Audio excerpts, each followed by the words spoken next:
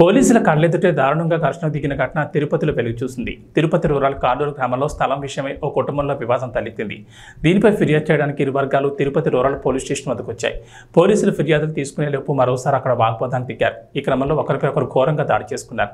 పోలీసులు వారికి సర్ది చెప్పి స్టేషన్ లోపల కూర్చోబెట్టారు.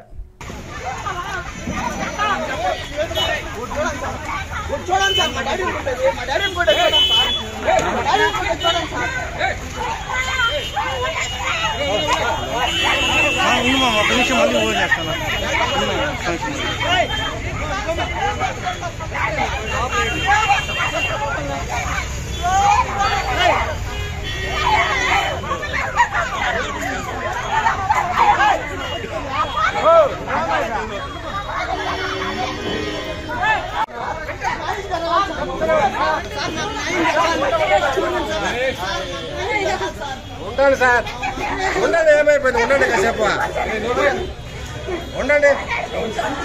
రామమ్మ రోజు కూర్చోమ్మా, రామ్మ.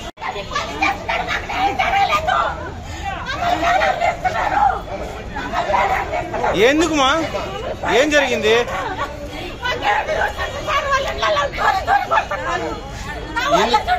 ఎందుకు ఎందుకు కొడుతున్నారు?